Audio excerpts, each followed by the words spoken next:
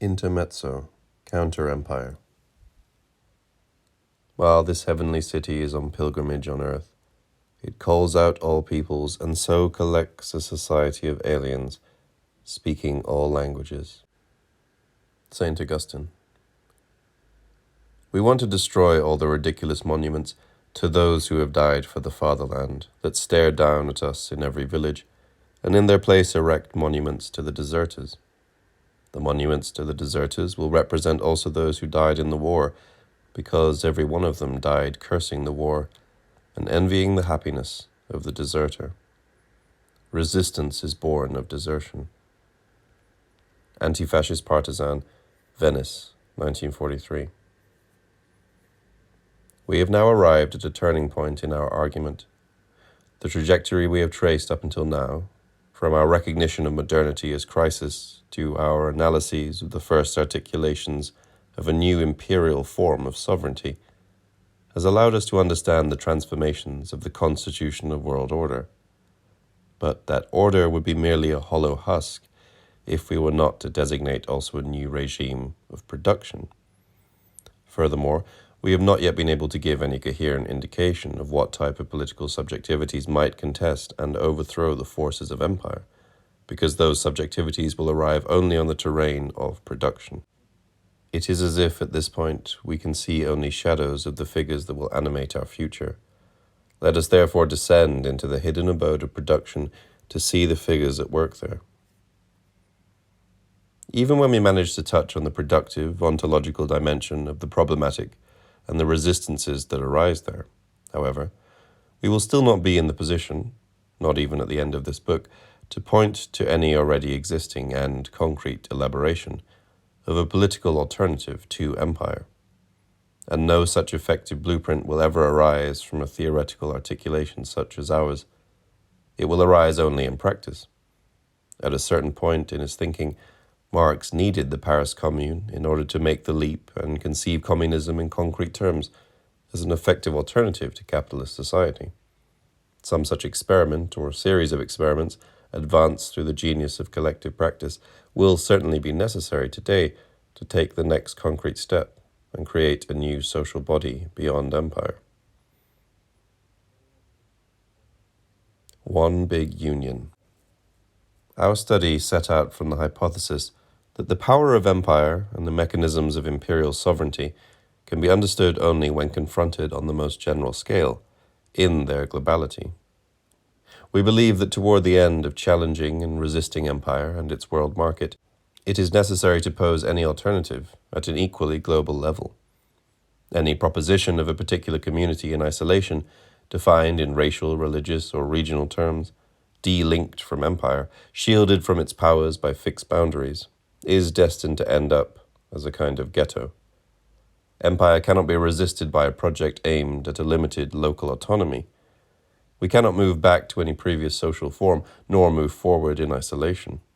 Rather, we must push through empire to come out the other side. Deleuze and Guattari argued that rather than resist capital's globalization, we have to accelerate the process.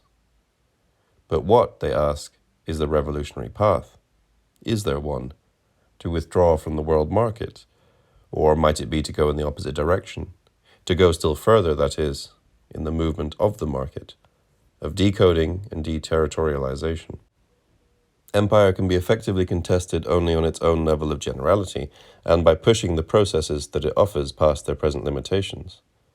We have to accept that challenge and learn to think globally and act globally. Globalization must be met with a counter-globalization, empire with a counter-empire. In this regard, we might take inspiration from St. Augustine's vision of a project to contest the decadent Roman Empire. No limited community could succeed and provide an alternative to imperial rule. Only a universal Catholic community, bringing together all populations and all languages in a common journey, could accomplish this. The divine city is a universal city of aliens, coming together, cooperating, communicating. Our pilgrimage on earth, however, in contrast to Augustine's, has no transcendent telos beyond. It is and remains absolutely immanent. Its continuous movement, gathering aliens in community, makes this world its home, is both means and end. or rather a means without end. From this perspective, the Industrial Workers of the World, IWW, is the great Augustinian project of modern times.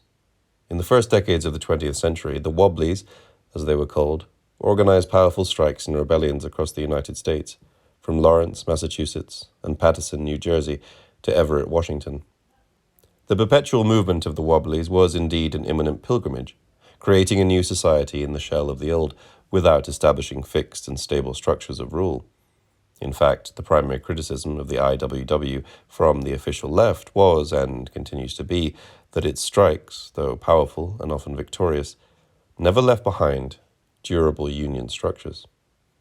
The Wobblies had extraordinary success among the vast and mobile immigrant populations because they spoke all the languages of that hybrid labor force.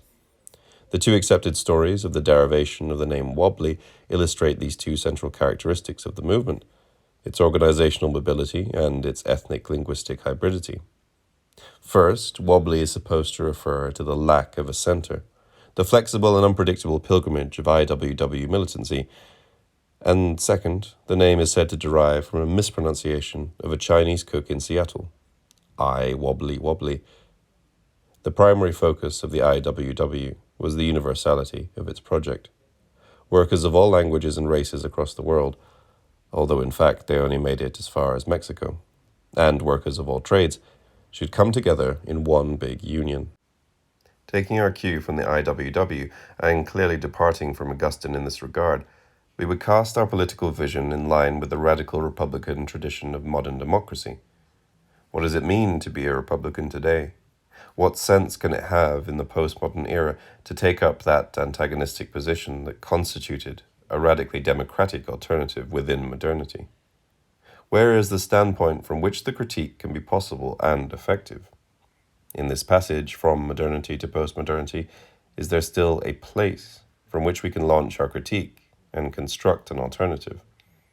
Or, if we are consigned to the non-place of empire, can we construct a powerful non-place and realize it concretely as the terrain of a postmodern republicanism? The non-place of exploitation. In order to address this problematic, allow us a brief digression. We mentioned earlier that Marx's theoretical method, in line with the tradition of modern critiques of modernity, is situated in the dialectic between inside and outside. Proletarian struggles constitute, in real ontological terms, the motor of capitalist development. They constrain capital to adopt ever higher levels of technology and thus transform labor processes. The struggles force capital continually to reform the relations of production and transform the relations of domination.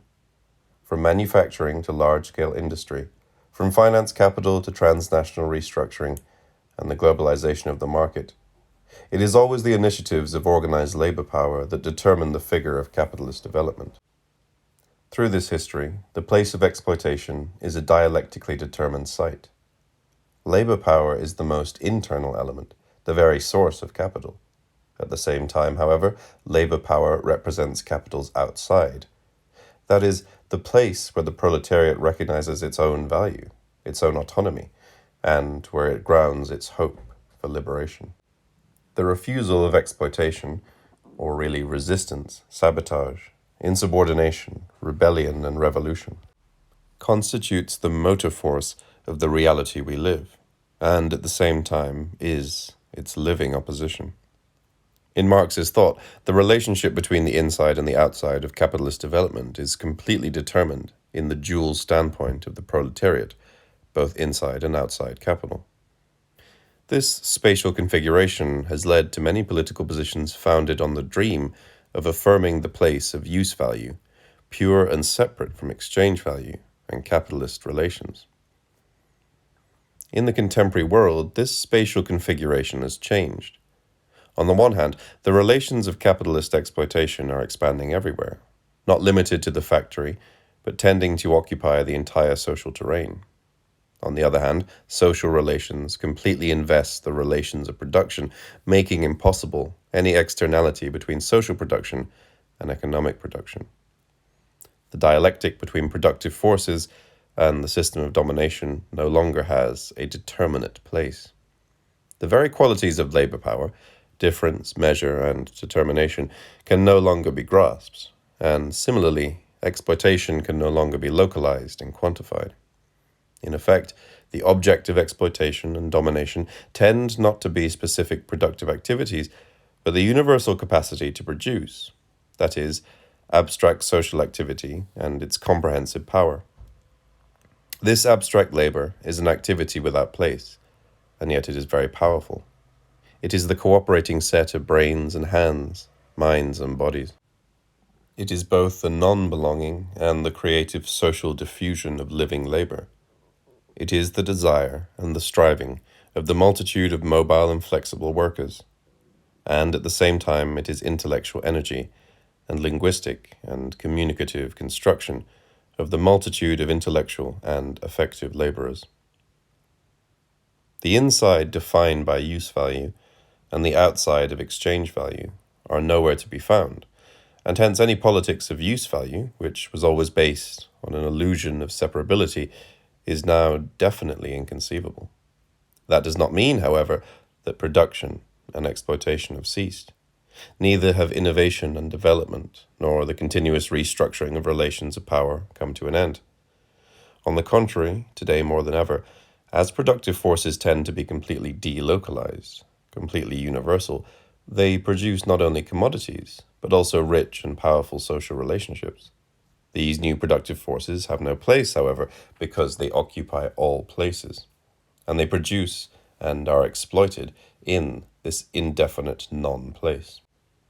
The universality of human creativity, the synthesis of freedom, desire, and living labor, is what takes place in the non-place of the postmodern relations of production. Empire is the non-place of world production where labor is exploited. By contrast, and with no possible homology with empire, here we find again the revolutionary formalism of modern republicanism. This is still a formalism because it is without place, but it is a potent formalism now that it is recognized not as abstracted from the individual and collective subjects, but as the general power that constitutes their bodies and minds. The non-place has a brain, heart, torso, and limbs, globally. Being against. Nomadism, desertion, exodus. This recognition takes us back to the initial question. What does it mean to be a Republican today? We have already seen that the modern critical response of opening the dialectic between inside and outside is no longer possible. An effective notion of postmodern republicanism will have to be constructed au milieu on the basis of the lived experience of the global multitude. One element we can put our finger on at the most basic and elemental level is the will to be against. In general, the will to be against does not seem to require much explanation. Disobedience to authority is one of the most natural and healthy acts. To us, it seems completely obvious that those who are exploited will resist and, given the necessary conditions, rebel. Today, however, this may not be so obvious. A long tradition of political scientists has said the problem is not why people rebel, but why they do not. Or rather, as Deleuze and Guattari say, the fundamental problem of political philosophy is still precisely the one that Spinoza saw so clearly, and that Wilhelm Reich rediscovered. Why do men fight for their servitude as stubbornly as though it were their salvation? The first question of political philosophy today is not if or even why there will be resistance and rebellion, but rather how to determine the enemy against which to rebel. Indeed, often the inability to identify the enemy is what leads the will to resistance around in such paradoxical circles. The identification of the enemy, however, is no small task, given that exploitation tends no longer to have a specific place, and that we are immersed in a system of power so deep and complex that we can no longer determine specific difference or measure. We suffer exploitation, alienation, and command as enemies, but we do not know where to locate the production of oppression. And yet we still resist and struggle. One should not exaggerate these logical paradoxes. Even though, on the new terrain of empire, exploitation and domination often cannot be defined in specific places, they nonetheless exist. The globality of the command they impose represents the inverted image, something like a photonegative, of the generality of the multitude's productive activities. And yet, this inverted relation between imperial power and the power of the multitude does not indicate any homology. In effect, imperial power can no longer discipline the powers of the multitude. It can only impose control over their general social and productive capacities. From the economic point of view, the wage regime is replaced, as a function of regulation, by a flexible and global monetary system. Normative command is replaced by the procedures of control and the police, and the exercise of domination is formed through communicative networks. This is how exploitation and domination constitute a general non-place on the imperial terrain. Although exploitation and domination are still experienced concretely on the flesh of the multitude, they are nonetheless amorphous in such a way that it seems there is no place left to hide. If there is no longer a place that can be recognized as outside, we must be against in every place. This being against becomes the essential key to every active political position in the world, every desire that is effective, perhaps of democracy itself. The first anti-fascist partisans in Europe, armed deserters confronting their treacherous governments, were aptly called against men.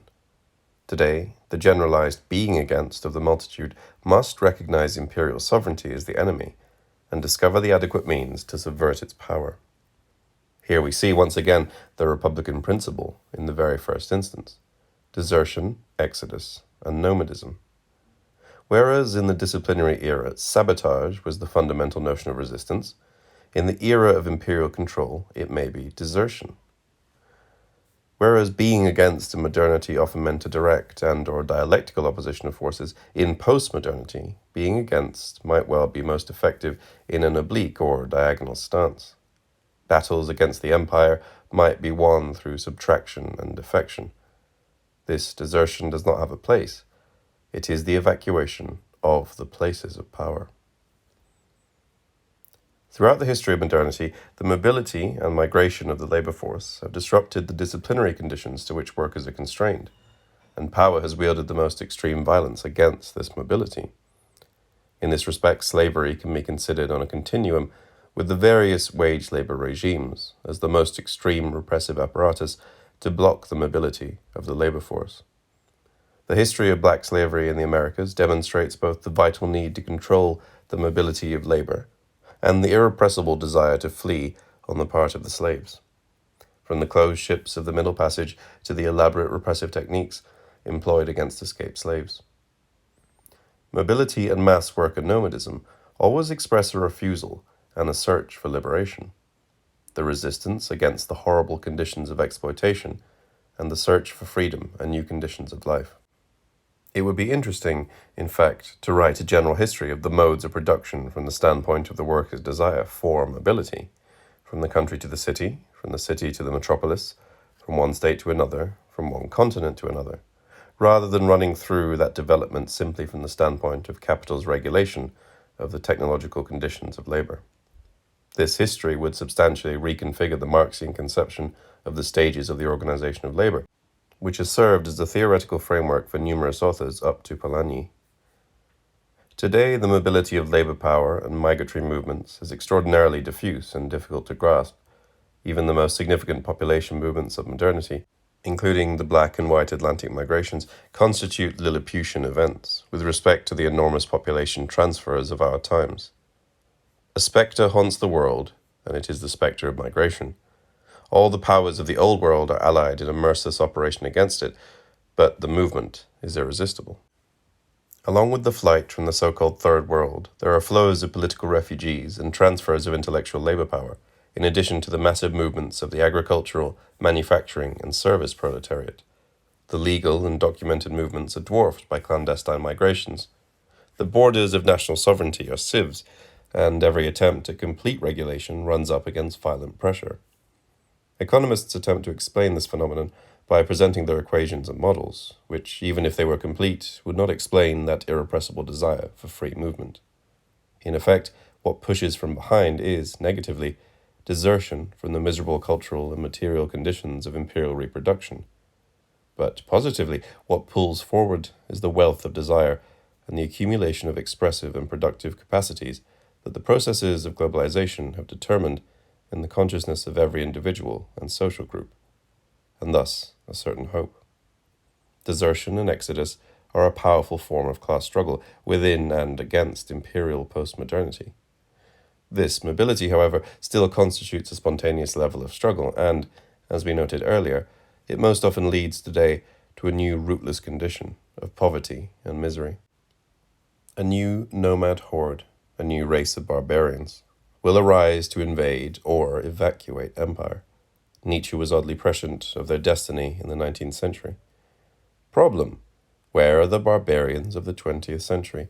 Obviously, they will come into view and consolidate themselves only after tremendous socialist crises.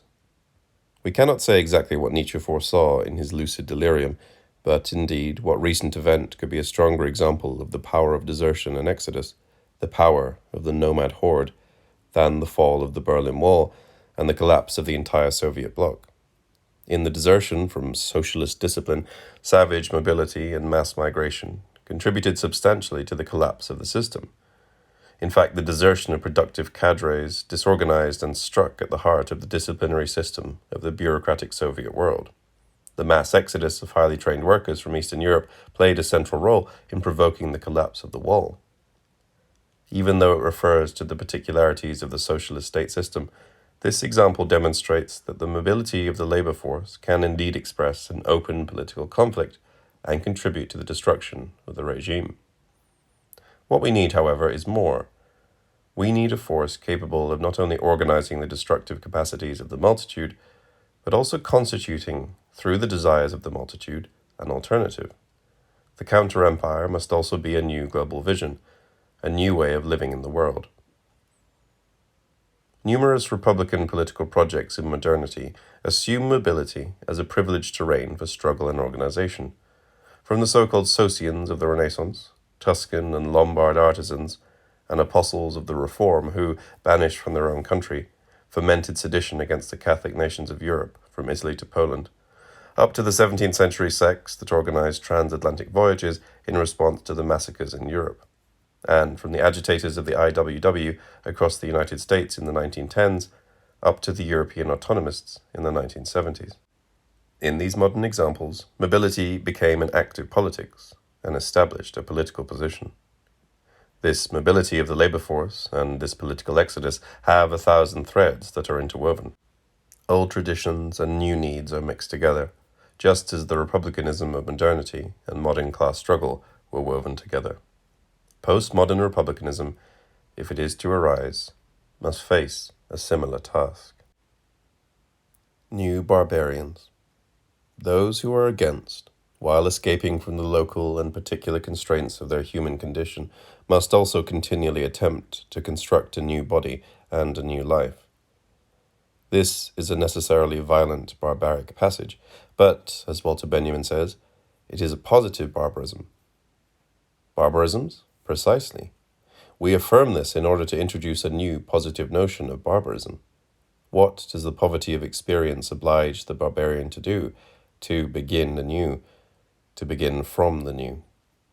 The new barbarian sees nothing permanent, but for this very reason he sees ways everywhere.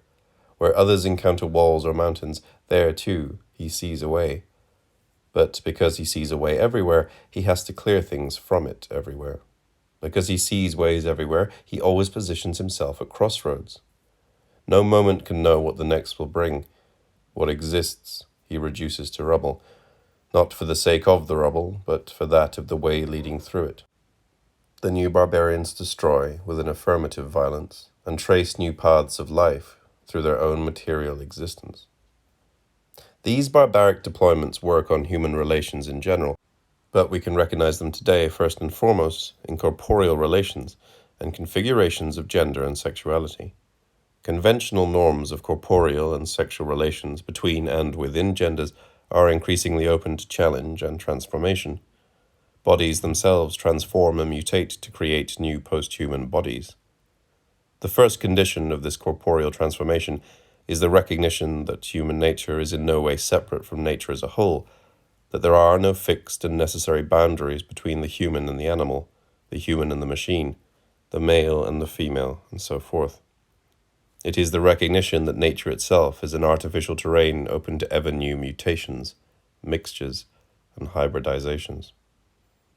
Not only do we consciously subvert the traditional boundaries, dressing in drag, for example, but we also move in a creative, indeterminate zone au milieu, in between and without regard for those boundaries.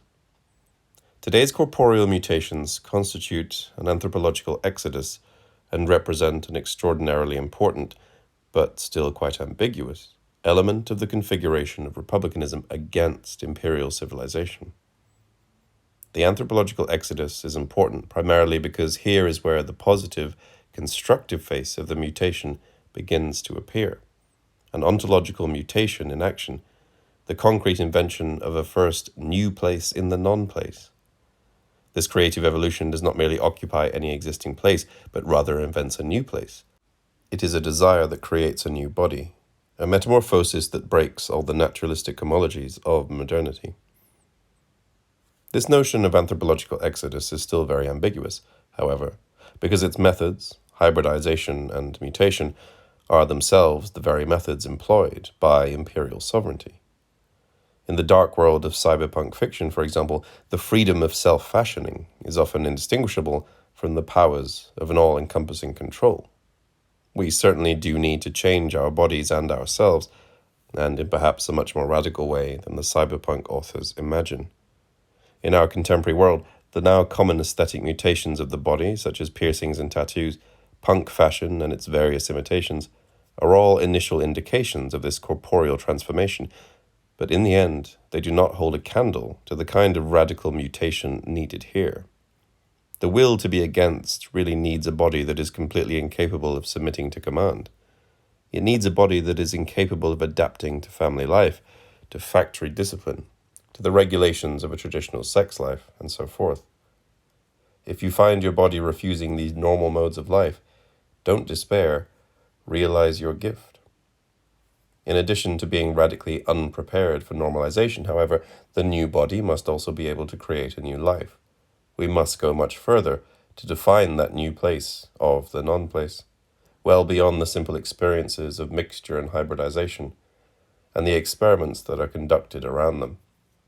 We have to arrive at constituting a coherent political artifice, an artificial becoming in the sense that the humanists spoke of a homo produced by art and knowledge, and Spinoza spoke of a powerful body produced by that highest consciousness that is infused with love. The infinite paths of the barbarian must form a new mode of life. Such transformations will always remain weak and ambiguous, however, so long as they are cast only in terms of form and order. Hybridity itself is an empty gesture, and the mere refusal of order simply leaves us on the edge of nothingness, or worse, these gestures risk reinforcing imperial power rather than challenging it. The new politics is given real substance only when we shift our focus from the question of form and order to the regimes and practices of production. On the terrain of production, we will be able to recognize that this mobility and artificiality does not merely represent the exceptional experiences of small privileged groups, but indicate, rather, the common productive experience of the multitude. As early as the 19th century, proletarians were recognized as the nomads of the capitalist world, even when their lives remain fixed in one geographical location. As is most often the case, their creativity and productivity define corporeal and ontological migrations. The anthropological metamorphoses of bodies are established through the common experience of labor and the new technologies that have constitutive effects and ontological implications. Tools have always functioned as human prostheses, integrated into our bodies through our laboring practices as a kind of anthropological mutation, both in individual terms and in terms of collective social life. The contemporary form of exodus and the new barbarian life demand that tools become poietic prostheses, liberating us from the conditions of modern humanity. To go back to the Marxian digression we made earlier, when the dialectic between inside and outside comes to an end, and when the separate place of use value disappears from the imperial terrain, the new forms of labor power are charged with the task of producing anew the human, or really the post-human. This task will be accomplished primarily through the new and increasingly immaterial forms of affective and intellectual labor power in the community that they constitute, in the artificiality that they present as a project. With this passage, the deconstructive phase of critical thought, which from Heidegger and Adorno to Derrida provided a powerful instrument for the exit from modernity, has lost its effectiveness. It is now a closed parenthesis and leaves us faced with a new task, constructing, in the non-place, a new place, constructing ontologically new determinations of the human, of living, a powerful artificiality of being. Donna Haraway's cyborg fable, which resides at the ambiguous boundary between human, animal, and machine, introduces us today, much more effectively than deconstruction, to these new terrains of possibility. But we should remember that this is a fable and nothing more. The force that must instead drive forward theoretical practice to actualize these terrains of potential metamorphosis is still, and ever more intensely, the common experience of the new productive practices and the concentration of productive labor on the plastic and fluid terrain of the new communicative, biological, and mechanical technologies. Being Republican today, then, means first of all struggling within and constructing against empire on its hybrid, modulating terrains. And here we should add, against all moralisms and all positions of resentment and nostalgia, that this new imperial terrain provides greater possibilities for creation and liberation. The multitude, in its will to be against and its desire for liberation, must push through empire to come out the other side.